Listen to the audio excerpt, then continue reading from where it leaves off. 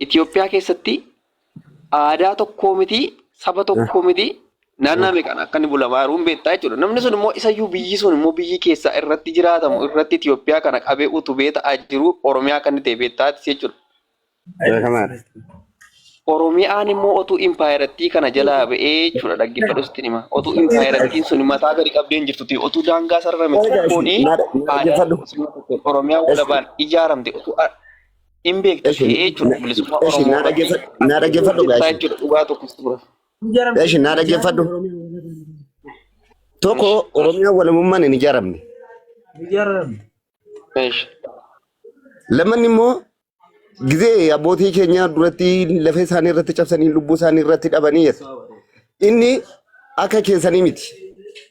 Isaan daangaa biyya hormaattuu darbaniiti lolanii injifatanii duubatti deessan. Isti isini Oromiyaa keessa teessanii miti gaafa biyya biraatii dhufee Oromiyaa keessatti galee lolaa jiru.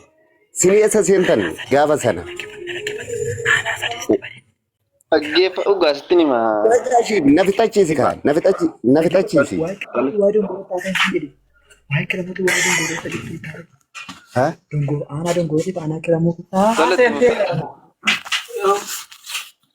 Asa iga me isatti kenni. Amma jechuudha dhaggeeffa dhugaasitti nima. Ati akka waraanni bilisummaa Oromoo dhufee impaayeratti irra goree impaayeratti irra dhaabbatee utuu impaayeratti utubuu barbaaddeeti.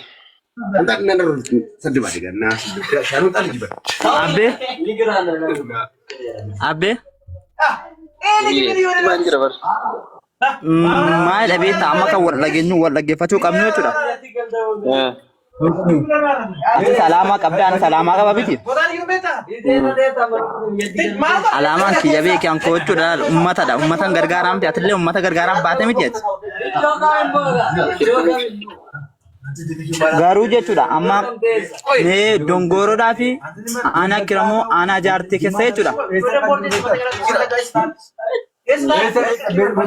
Maal akka jiruu fi waan akka jiru beektaa achirratti ilmaanuma keenya ta'ee dhaluma keenya ta'ee waan ta'u beektaa.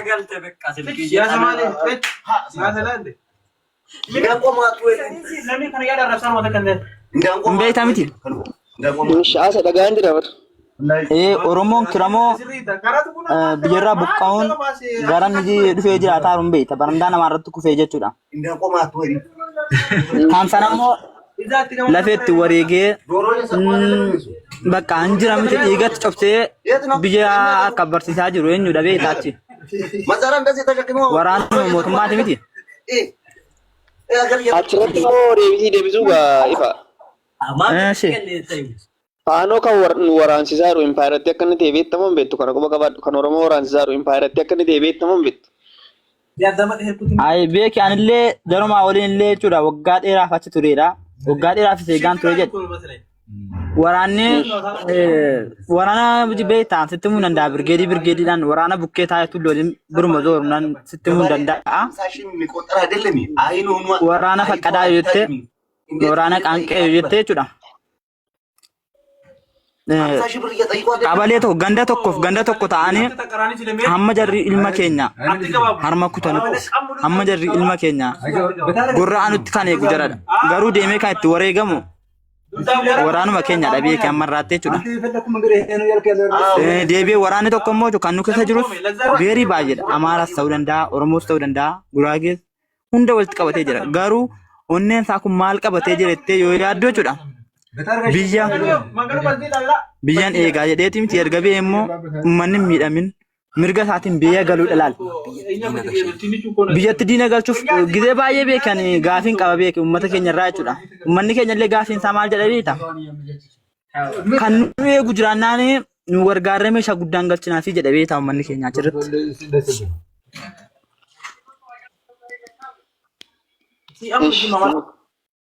Innaa kanaaf immoo mee waraanni jaangiriin utuu jiddarra jiraatu utuu jaangir hin jira bakka meeqa jiraatu aanaa sadii keessaa uummanni keenya qomoon kee gaafa buqqee beelaan dhumo biyyaafan ba'ee jechuu dandeessaa karaa illee daangessuu danda'a. Garuu waraanni kunis immoo akka inni haqaaf hojjetaa jiru beekuu hin dandeessuuti. Dhaggeeffadhu Ifraa. Waraanni bilisummaa Oromoo Faanos ta'e PPs ta'e diina uummata Oromooti. Waraanni bilisummaa Oromoo uummata Oromoo akka inni ta'e beekta. Faanos immoo ta'e PPs immoo ta'e PPs Faanonis diina uummata Oromooti kana beeku. Sirrii ta'uu danda'a akka yaadaati beeki. Amma gidee ammaa jechuudha. Waraanni bilisummaa Ifa waan dhugaa tokkoon sitti maa dhaggeeffadhati. Maaliif isin jedhaa waan ta'e irra dhaabadhe isin jedhaa dhuun qaba bara. Eeshi. Inni jechuudha. Amma alaabaa Faanoon baatuuf alaabaa Itoophiyaan itti fidaaru maal tadda godhe? Alaabaan Faanoon baatuuf alaabaan Itoophiyaa waan tadda godhe sitti moo? Alaabaan Itoophiyaa bifa afur of keessaa bifa shan of keessaa qaba beeki. Alaabaan Faanoo immoo bifa sadii of keessaa qaba. Maani bifa sadan sun? Orongaadeedhaa fi magariisaa fi diimaadha miti kan Faanoo. Kan Itoophiyaa immoo orongaadee magariisa diimaa gidduun immoo samaawii achii kee immoo amma bicaa kokkobii kan biyyaaf urjii ofirraa qabdi. Sana jechuun maal dhabee taamu waraana keenya keessatti namni alaabaa urjii yookiin immoo kokkobii ofirraa hin qabne qabate yakkamaadha nu keessatti illee jechuudha. Maaliif kana jechuun maal jechuudha beektaa? Bara gadda beekti hin turre dhuma kana jechuudha gidee uummata naannoo sana hin beekta. Uummata naannoo irratti namni meeqa akka wareegame hin beekta. Qaama wareegamuu hin beekta. Itti fufatti dhagaan jira ifa. Sana ta'uu danda'u qaamni keessan illee bakka hedduutti itti yaaluu danda'a garuu karaa naannoo Wallaggaatiin baay'ee baqqaan tamanuu hin dandeenye beekan tamanuu hin danda'an ture ani ofii keetii ani tamanuu hin danda'a garuu saba sanaaf tamanuu hin dandeenyu immoo jechuudha maaliif biyya ofiitiif yoon duune warri abbootiin keenya duraanis akkuma duraan dubbatte Itoophiyaadhaaf du'an malee Oromiyaaf miti beeki. Dhugaa tokko achirratti ifa. Waan dhugaa tokko walitti muda biyya kana gara furmaataatti fiduudhaaf yoon sitti mee biyya kana akka Faanoon Oromiyaa keessa seentee Oromiyaa qaltuu fi waraantu kan godhe impaayera kana yeroon siin jedhu si ibsuuf tokko lama de. An siif ibsuu biyya kana kan akkas gochuu dandeenya. Koi kanatti mura. Nisi jedhis. Ati amma fakkeenyaa fi asii deemtee Amaaraa Kililii keessa dhattee Amaaraa Kililii keessa deemtee Faanoo heddaa jechuudha. Uummanni suni sirraa akka inni Faanoo jaallatu beektamoo hin beektu? Hin jaallata nan beeka. Hin jaallata. Akkamittiin fakkeenyaa biyya deemokiraasii qabdu akkamittiin wanta barbaade jala buluu hin danda'u. Amma kan Oromiyaa dhiisi. Kan Oromiyaa bichaayyuu dhiisi. Sabaaf sablammiin biyyattii keessaa mirga argachuu qaba yoo ta'e mootummaan abbaa hirmaatti sirna deemokiraasiitiin bula yoo ta'e sabi tokko mootummaa mataa isaatii filateenii karaa nagaatiin biyya tokko wanta filate jala buluun dirqama jechuudha. Dirqamaanne. Biyyi tokko immoo kan inni afamuusii kaasee lolli hamma kana empaayeratti raasaa jiru raasaa ture kun jechuudha. Edda karaa nagaatiin didamee lubbuun namaa fi nagaa dhabeete kan inni lola hamma kana kaasee gara afamuusii kaasee caakkaatti galuuf fide jechuudha. Itoophiyaa kan dhaggeeffadhu gaachi keessatti nama Itoophiyaan impaayeratti buluu jibbeera uummanni edda ta'eeti otuu beektanii jechuudha. Edda uummanni impaayeratti buluu jibbeera erga ta'e maaf of hin bulchin maal hiree uummanni murteeffateef maal hin bulin maal gootu achi keessa Oromiyaa haatama fakkeenyaaf biyyi kee Oromiyaa argate Oromiyaaf dhaabbattee Oromiyaa walabaan ijaaruu irratti hojjettu kan jedhudha kan isii kaase.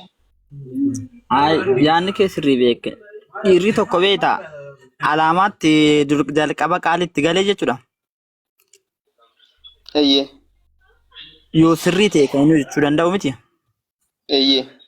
Yoo sirrii ta'e immoo irraa deebuun beektaa inni irraa deebisuu hin danda'u alaamaan tokko sirrii taanaan namni tokko biyya tokkoof yoo du'e. Eeyyee. Keessattuu maqaan isaa Finfinnee dhiisii jechuudha. Gondoritti dhaqee dhaabbachuu danda'a. Alaabaan isaa tokko dubbachuu danda'a goota tokkoof jechuudha. Eeyyee. Maaliif jennaan beekamaadha namichi sun Oromoo bichaa miti Itoophiyaawidha bakka Afrikaa irratti biyya dubbataa jechuudha. Garuu biyya tokkoof yoo kaate sabaaf qomoodhaaf yoo kaate lolta taatee qomoo keetiif qomoo kee bichaas faarsuu danda'a. Qomoo kee jechuun ati gara waaqaatiin illee gara kamuunu qomoo keetiif yaaduu dhiiftee qomoo jechuun kaleessa dhufee beeki. Kanatti beekuu qabdu qomoo jechuun dheengadda waggaa 20 kan qoxxarame keessaadha kan dhufe qomoon. Kan irra maalin jirra jiraannee turre lammummaa miti. Lammummaa kanarratti yoo lammummaa kana hunduu namni kamuu mirgisaa wal qixatee jiraate maal rakkina qaba. Ani beeki ati yoo itti na bira dhuftee sitti bu'uu hin danda'u. Garuu ati otoon dhufee maal akka gootu meenatti himeti.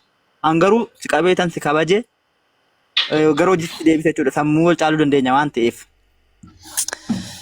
Nagaan bultanii? Tole ifa itti deebita nagaa akkamati? Nagaa. Nagaa keenya. Bagaarra geessa. Tole tillee hundi keenya baga oolmaan keenya. Gayyeetti fufa. Amma fakkeenyaaf ifa amma xumurtee ifaati gaaffii kee.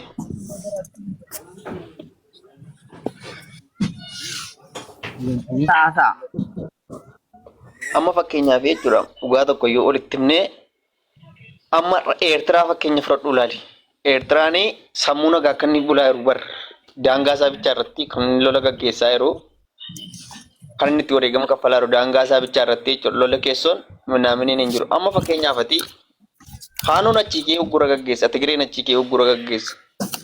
Adda bilisummaa uummata Oromoo lolaa jira dhaggeeffadhu. Uummati kun naannaa hamma kana jeeqamaa jiru Itoophiyaan akkamittiin abbaa irrummaatiin bulchaa? Oromiyaan biyya ta'ee jiraachuu hin danda'a. Tole edda biyya ta'ee jiraachuu hin danda'a ta'ee maaliif Itoophiyaa irratti goobsina? Itoophiyaan maalirraa eega? Edda Oromiyaan biyya ta'ee maaliif buustee? Anaa miti kan buuse ni turkii isaan fakkaata. Anaa miti garuu guge. Eeshi obboleessa kee dhagaa si dhagaa jira haasa'e. Edda Oromiyaan biyya ta'ee jiraachuu danda'e impaayirri suni amma fakkeenyaaf Itoophiyaan kan ittiin bulu siidaan kaleessa diina imluwaan Oromoo ta'e harkaaf arma muraa ture handhuura magaalaa keenya Finfinnee keessa dhaabbatee jira jechuudha dhugaa tokko yoo walitti himne. Impaayiratti maqaan ijaare immoo eenyudha yoo inni namichuma sana mataa isaatii jechuudha dhaggeeffadhu Oromiyaan isa dura maal akka turte beektaa jechuudha seenaan qoratta. Namni kun kaleessa diina Oromooti edda ta'e diinni tokko amma fakkeenyaaf mana kee keessatti yoo dhufee si ajjeesaa turte ati footoo isaa mana keessa kaa'atte hin teessaa? Kun immoo jechuudha dhaggeeffadhu kaleessa dheengadda uummata Oromoo waan meeqa qeerraa buqqisee ajjeesaa dararaa nama turetu siidaansaa handhuura Oromoo Finfinnee keessa dhaabatee yeroo itti jirutu jira jechuudha dhaggeeffadhu. Afaanni arrattiin Oromiyaa keessa ta'amee Oromiyaa irraa fayyadamamee biyyoota ittiin bulchamaa jiru kun afaan Ormaadha. Kan keessa ta'amee kan irraa fayyadamu immoo Oromiyaadha. Kan Itoophiyaa jechisiisi Oromiyaadha. Ishi afaan inni ittiin bulu kan biraadha. Seeraan itti aadaan ittiin bulu kan biraadha. Oromiyaan afaan isaatu tuffatame moo afaan isaatu sabaan gadiidha moo Oromiyaan biyya ta'ee jiraachuu hin danda'u moo Oromiyaan Oromoon beekaan qabu moo akkamittiin sirna akka kana nama godhu jala dhaabattanii hutubdu sirna kaleessa diinni ijaareettiin uummata Oromoo qeerraa buqqisaa ture lafarraa buqqisaa ture akkamittiin sirna sana hutubduudha isin bar kan naan galle. Yaada deeggarsa sirna sanaa kan Oromoo taatee edda Oromoof yaadda ta'e yaada deeggarsa sirna sanaa bari aceen waan dhageessee miti gara fuulduraattis arras boris nafxanyaan diina Oromooti jechuudha. Yoo barbaadde immoo Addis Ababa kan jedhu kun Finfinnee nuti beennee maqaas moggaafachuus wallaalle maqaa moggaafachuus beenna beekaas qabnaa jechuudha afaan keenyas afaan saba guddaati. Afaan saba bicuutiin dhuftanii kan inni ittiin Oromiyaa keessatti haasa'amu kan inni ittiin wal lagadamu wal bitamu afaan federaalaa afaan Amaaraadha. Sanayyuu dhiisi. Biyyattiima sana immoo Minilik akka inni itti bulchaa ture otuu beektanii siidaa Minilikiin uummata Oromoo irratti goobsitanii jiraattu. Amma fakkeenyaaf namni siidaa sanaa beeku qullaa bubbeefti bar Finfinnee biyya keenya keessatti namni mirga isaa eeggachuu hin danda'u bara waan nafxanyaan gochaa jirtu hin beeknaa waan ta'eef Finfinnee keessatti. Namni keenya biyya isaa irratti waan tokko itti dubbachuu hin danda'u bara biyya isaa irratti kabajaa dhabee jechuudha biyya isaa irratti kun kan fide immoo maal impaayera. Impaayerri sun immoo amma diigamutti amma diigamee Oromiyaan daangaa godhatee Oromiyaan walabaan ijaaramutti ummati Oromoo itti dhumata. Dhugaa tokko yoo walitti himne jechuudha. Har'as booris uummanni Oromoo nagaa argachuufis hin jiru impaayerattiin jirtu. Impaayerattiin immoo raafamaa jirtu kun buqqa'uudha qabdi. Hin buqqa'u taanaan itti dhumata malee nagaa argachuun hin jiru jechuudha. Dhugaa tokko yoo walitti himne. Geeffattee? Eeyyatti fufi. Gandeeffama naaf godhiitii harka kee qubni shanan kun tokko. Eeyyeen qubni anaaf tokkumatti ni ilaala garuu ija tokko ni ilaala baran. Ija tokko haa ta'u malee gin ol caalami. Eeyyeen. Ani isaan keessaa isa xiqqaallee ta'uu danda'a gin. Oduma akkas jennu wanni tokko bichaa waan naan galle hin jiru dhiifama waan naa deebistu. Fakkeenya ishii mootummaan imbaayiraa aangoo kanarra jiru ishii badii haa qabaatu haa jennu. Haa fudhannu ishii badii qaba mataa mataatti. Uummanni Oromoo badii maal qaba? Tokko kan du'aa jiru isa. Kan si waraanaa jirtu isaaniif. Issi isaan kana maaltu du'aan fedhee ishii uummata Wallagga irraa buqqa'u.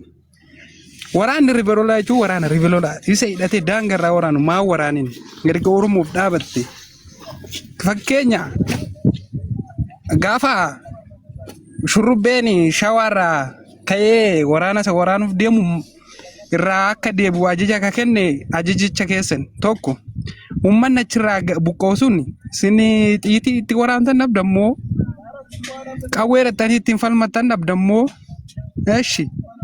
Mootummaan fideetti akka uummanni warri sun dhufee daangaa kana waraanu godhe moo immoo mootummaatu sin immoo akka Oromiyaa keessaa uummata sana ajjeestu sin godhe moo gochi kun akkam adurreen aannan mi'eeffate mandara namaatirra halkanaaf kan deemaa beektaa. Raayyaa keessatti agarsiisa bar raayyaa keessatti agarsiisa ati gaaffiif deebiin beektu waan ta'eef si jinaasa irra ofuma maal nama fayyadate si juwa cawaluu ta'a bar.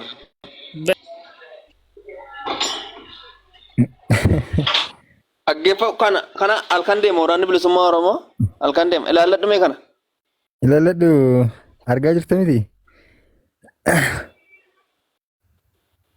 Argitee jirta? Hin bu'e bar. Waan Argaa jirtaa mee? Maal asuma jala jira akko? Asuma jala taa'ee ilaalu jira. Bu'ee? Bu'eera asuma jala jira. Inni laala maal ija qaba maali wallaaleeti immoo ati immoo wallaaleetti hafuuftee maali inni beeka akkoo waan hundumaa amma ulaagaa biyyi tokko ittiin biyya eegsisiisu qabxii lamaan sadeen tokko natti mi'ennaanii hin beeku bar kanatu gaaffii nama gaafata sagalee namatti qaba ol beeku. Maal beekaati koo namni koo isaanumayyuu warra baratti deeme sitti fakkaate achumayyuu warra baratti miti warra barumsa qabu miti sigaleera warruma gartee dadhabaa akka isaanii ka barumsa hin qabne beektee callee baratti miti warra barumsa qabu miti. Kanaaf warra isaanirra deebiillee eegini deebiillee gara fuulduratti illee eeggatanii beekta maaliif si deebisuu hin danda'ani waan ta'eedhaaf. Kanaaf waan akkasitti kan biyya tokko biyya kan jechiisu ulaagaa baay'ee ta'an qate Itoophiyaan biyya ta'uufis hin jiru biyyas miti akka beennutti diina Itoophiyaan Oromiyaadha. Eeka ifa kingi. Woi. Akkam. Agadai. Jira. Ayyee maaleetti dalagaan maal? Dalagaani? Maal hojjettu maal dalagdu? Akkuma agartu kana kun maali hin agartu maal? Maali kan argaa jira? Maal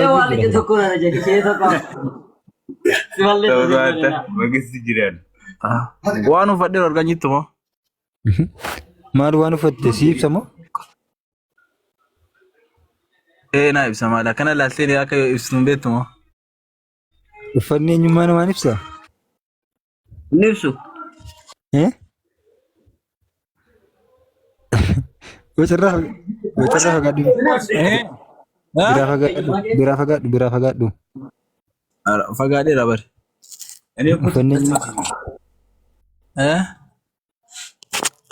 Ifa siyaasa keessa maal jechuu jirta silaati? Biyya eeguu jira kaa maal? Jechuun ijoollee hiriyoota keerraa fagaadhu kaa eessaa eegde silaa? Hiriyoonni kiyaalee biyya eegaru kaa kophaa kiyyaa eegamoo biyya? Maal jettee? Hiriyoonni kiyaalee maal biyya eegaranii bara walumaan eegarraa bara kophaa kiyyaa miti. Waliin eegaa jirtanii? Gugi wajjin dubbadhu. Mee biyya isa kamiin eegaa jirta ifa? Itoophiyaa.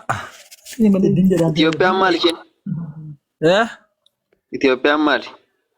Itoophiyaa maali? Maali lammummaa Itoophiyaan beektani moo? Lakkin beektanii miti Itiyoophiyaan maaliin jedhe ati maalidha Itoophiyaaf? Itoophiyaaf Lammummaadha. Lammummaadha. Haa ta'u akka lammummaatti miti amma fakkeenyaaf ati Itoophiyaa maalitti beektu?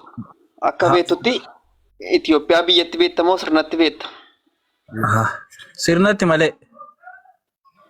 Ayyee edda sirnatti beekte maaliif dhaabbattaaf reeti? Maan dhaabbanne?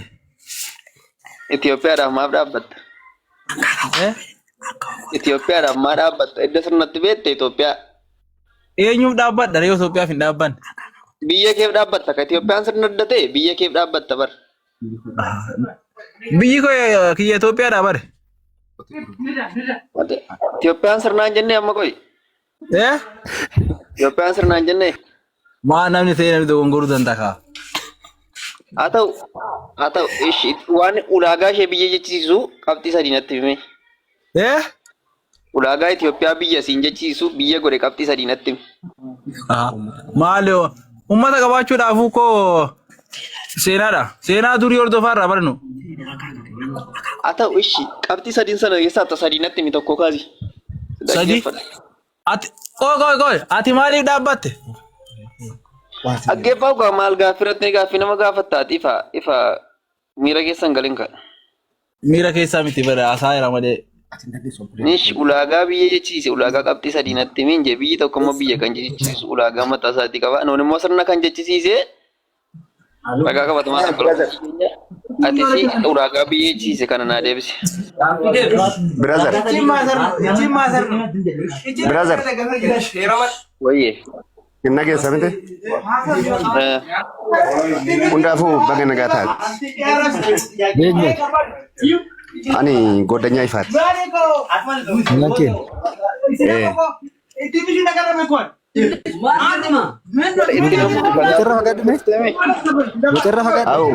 Gaafiin kee bareedoodha beekte gaafiin kee gaafachuun bareedoodha. Nuti Ameerikaanii keessa hin jiraannu nuti Itoophiyaa keessa waan jiraannuuf Itoophiyaa immoo bakka idda ta'e immoo nuti Itoophiyaa tokkumaan eegaa jirra. Otoo abaawoodhaan jenne otoo fannoodhaan jenne otoo beera biraan taane bakka Itoophiyaa idda ta'ee akka bakka alagaan biraa hin seenne alagaan biraa seenee akka Itoophiyaa irra baashne otoo nuti jirru jenne. Itoophiyaatti maalidha isheen Itoophiyaatti natti himee Itoophiyaatti jechuun Itoophiyaa bakka biyya tokko jechuudha bakka. Tole ulaagaa fi aadaa ittiin biyya godhe sanaa qabxii sadii natti himin jedhe bar. Qabxii sadii? Nuuf hin galle haasaa na haasoftu itti qonnaa galuu didee. Biyya kan jechisiisu bara biyya tokko biyya kan jechisiisu ulaagaan qabuun hin beektu ati qoy biyya kan jechisiisu. Biyya kan jechisiise moo? Biyya kan jechisiise moo? Biyya kan jechisiise aadaadha kaa.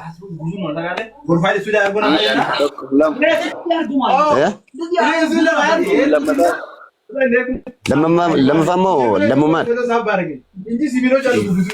Sadaffaa. Sadaffaan seera mataa ishee of dandeesse dhaabbachuu isheedha. Oromiyaan siin maalidha? Oromiyaan siin maalidha? Oromiyaan moo?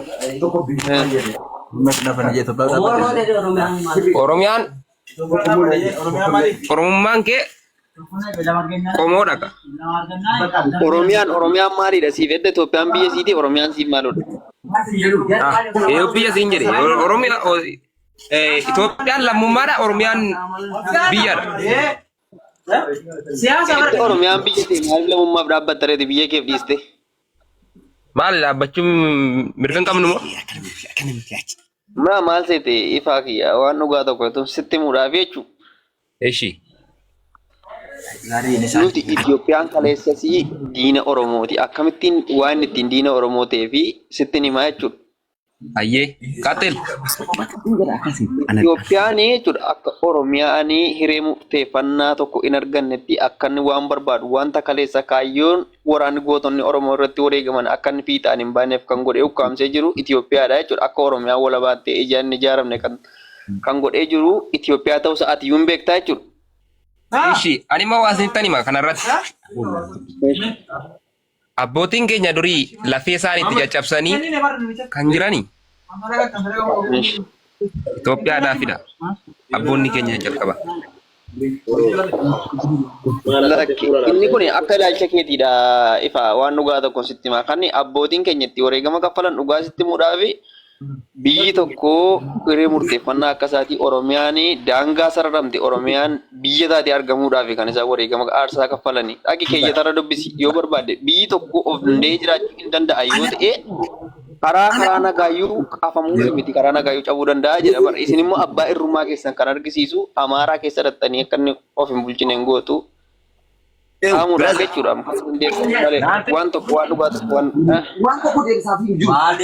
Koyi abbootiin keenya duraanii Oromiyaa daangaa ishee kabachiisuudhaaf jecha diina bakkee irraa dhufe kan ittiin lubbuu isaanii dhaban ittiin lafee isaanii caccabsan.